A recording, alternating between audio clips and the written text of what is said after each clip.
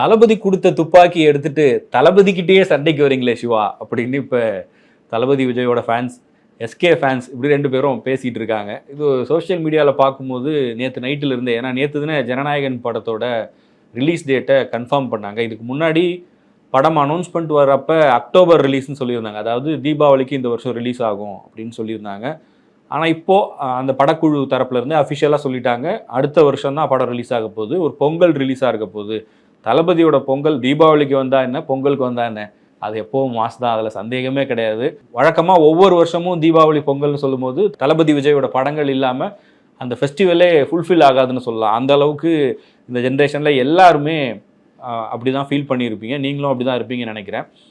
ஆனால் இது ரொம்ப ரொம்ப ஸ்பெஷலான ஒரு படம் இல்லை. ஒரு பக்கம் என்ஜாய் பண்ணக்கூடிய மொமெண்ட்ஸ் இருக்கும், நிறைய பேர் வந்து அதுக்காக வெயிட் பண்ணிட்டு இருக்கலாம். இன்னொரு பக்கம் சில நேரங்களில் இருக்கும்ல, நம்ம ஒரு காலேஜில் ஒரு லாஸ்ட் டே, இல்லை ஸ்கூலில் ஒரு லாஸ்ட் டே, அந்த மாதிரி இருக்கும்போது அன்றைக்கி பயங்கரமாக என்ஜாய் பண்ணுவோம். அதே நேரத்தில் இவ்வளோ நாள் நம்ம இருந்த இந்த காலேஜை விட்டு போக போகிறோம், இல்லை நம்ம ஃப்ரெண்ட்ஸை விட்டு போக போகிறோம் அப்படின்னும் போது அதில் ஒரு சோகமும் இருக்கும்ல. அந்த மாதிரி ஒரு ஃபீல் தானே இப்போ எல்லா தளபதி ஃபேன்ஸுக்கும் இருக்கும்.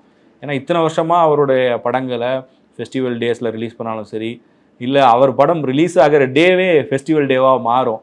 அந்த அளவுக்கு மக்களால் நேசிக்கப்படக்கூடிய ஒரு கலைஞன். அவருடைய கடைசி படம்னு சொல்லும்போது, அதுவும் அவருடைய கெரியரின் உச்சத்தில் இருக்கும்போது இப்படி ஒரு முடிவெடுக்கிறாருன்னு சொல்லும்போது அது எந்த அளவுக்கு ஃபேன்ஸ்க்கு ஒரு எமோஷ்னலான விஷயமா இருக்கும் அப்படின்றது நல்லாவே தெரியும். ஸோ அந்த டேட் அப்படின்றது விஜய் ரசிகர்களுக்கு மட்டும் கிடையாது, அஜித் ரசிகர்களாக இருக்கலாம், இல்லை வேறு எந்த ஒரு நடிகருடைய ரசிகனாக இருந்தாலும் கண்டிப்பாக அன்னைக்கு அந்த படத்தை போயிட்டு பார்க்கணும், அதை செலிப்ரேட் பண்ணணும் அப்படிங்கிற மைண்ட் செட் எல்லாமே இருக்கும்.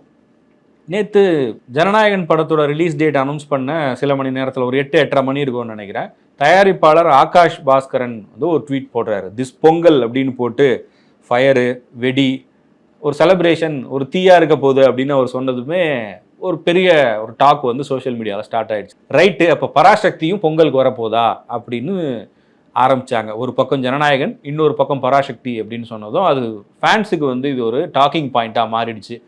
பாசிட்டிவாக பேசுகிறவங்க ஒரு பக்கம் இருக்காங்க, இன்னொரு பக்கம் நெகட்டிவாக பேசுகிறதோ இல்லை அதை கிரிட்டிசைஸ் பண்ணுறதோ, இப்படி எல்லாமே நடந்துகிட்ருக்கு. அதை நீங்களே பார்த்துருப்பீங்க. இப்போ இன்னொரு பக்கம் இந்த ரிலீஸ் டேட் விஷயங்கள் வந்து ஒரு சில படங்களுக்கு லாஸ்ட் இயரில் கூட நம்ம பார்த்தோம். முன்னாடியே வந்து ஏன் சொல்லலை, இல்லை கடைசி நேரத்தில் ஏன் சேஞ்ச் பண்ணுறீங்கன்னு நிறைய டாக் வந்தது.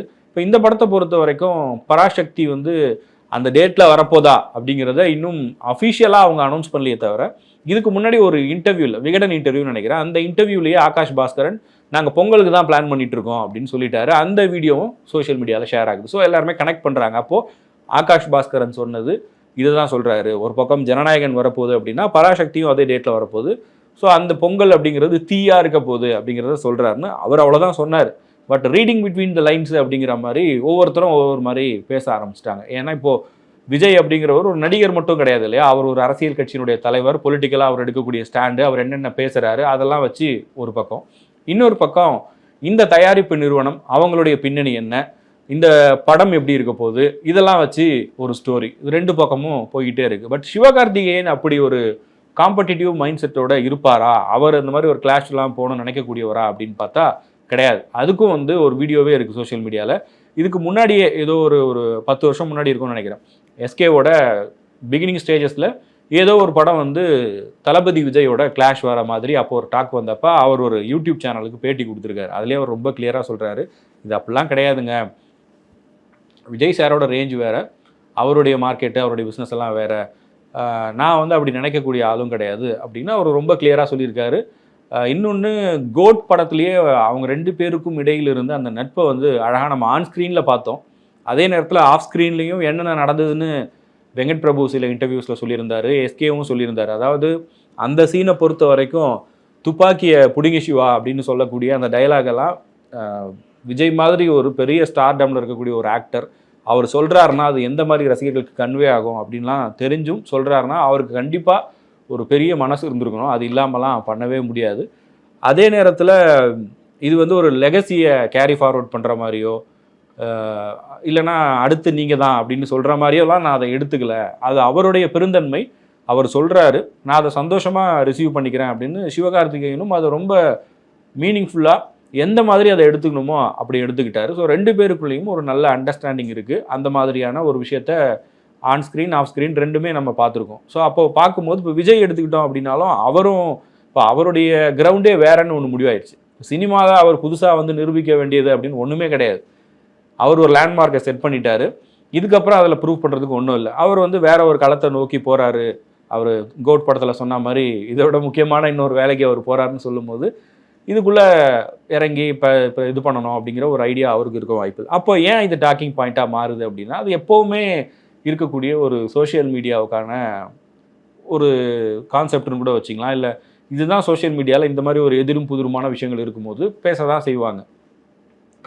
பொலிட்டிக்கலான காரணங்கள் என்னென்ன, எதனால் இதை பேசுகிறாங்க அப்படிங்கிறதையும் பார்க்குறோம். இப்போ பராசக்தின்னு ஒரு படம்னு சொல்லும்போது எஸ்கேவோட ஸ்டைலு, அவருடைய ஜானர் அப்படிங்கிறதெல்லாம் அவர் தொடக்கத்தில் பண்ணது எல்லாமே ஒரு காமெடியான ஒரு ரோலு, பாய் நெக்ஸ்ட் ஒரு கேட்டகரி பண்ணிவிட்டு இப்போது அவருடைய கெரியர்லையுமே நெக்ஸ்ட் ஒரு டிரான்ஸ்ஃபர்மேஷன் லெவல் நடக்குது. இப்போ அமரன் படமாக இருக்கட்டும், அதுக்கு முன்னாடி பண்ண மாவீரனாக இருக்கட்டும், அதனுடைய கதைக்களம், அதுக்கு கிடைச்ச ரிசல்ட்டு, இதெல்லாம் பார்க்கும்போது பராசக்தி அப்படிங்கிறது இந்த டைட்டிலே ஒரு பவர்ஃபுல்லான டைட்டில்.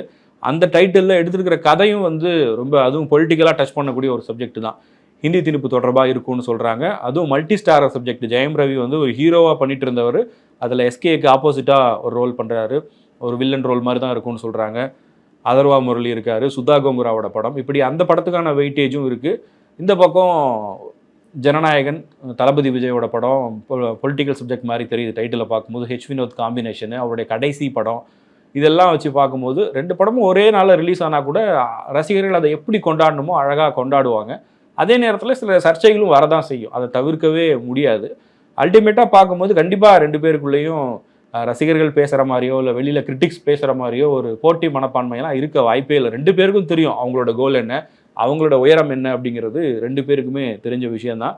பார்க்கலாம் அஃபிஷியலாக இவங்க அனௌன்ஸ் பண்ணுறாங்களா, உண்மையிலே வந்து பொங்கல் அடுத்த வருஷம் வந்து இந்த 2 படங்களும் ஒரே நாளில் ரிலீஸ் ஆக போதா அப்படிங்கிறதெல்லாம் நம்ம பொறுத்து இருந்தால் பார்க்கணும். வீடியோ பார்க்குற உங்களுக்கு என்ன தோணுது? இந்த 2 படமும் ஒரே நாளில் ரிலீஸ் ஆகிறது சரியாக இருக்குமா?